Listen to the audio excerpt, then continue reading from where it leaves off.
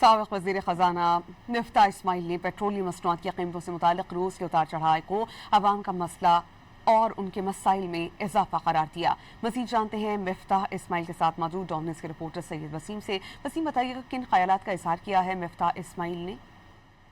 بالکل، گزشتہ روز جس طریقے سے پیٹرولیم مصنوعات کی قیمتوں کے حوالے سے حکومتی فیصلہ سامنے آیا ہے کہ اب روزانہ کی بنیاد پر پیٹرولیم مصنوعات کی قیمتوں میں اتار چڑھاؤ ہوگا، جس سے عوام جو ہے وہ جو ہماری بات ہوئی تو کافی زحمت کا شکار ہو رہے ہیں اور ان کو روزانہ کی بنیاد پر اسی شش و پنج میں رہنا پڑے گا کہ اگلے روز پیٹرولیم مصنوعات کی قیمتیں کیا ہوتی ہیں۔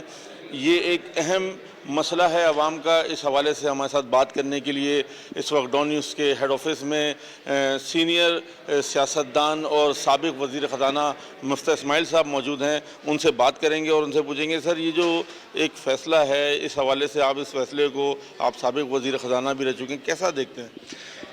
دیکھیے، قیمتیں 15 دن میں بڑھیں، مہینے دن میں بڑھیں، ہفتے میں بڑھیں، ایونچولی ایک جیسی ہو جاتی ہیں۔ مسئلہ یہ ہے کہ حکومت کو یہ قیمتوں کے اندر اپنا کام ہی نہیں ہونا چاہیے، حکومت کو ہٹ جانا چاہیے اور پرائیویٹ مارکیٹ کو سیٹ کرنا چاہیے۔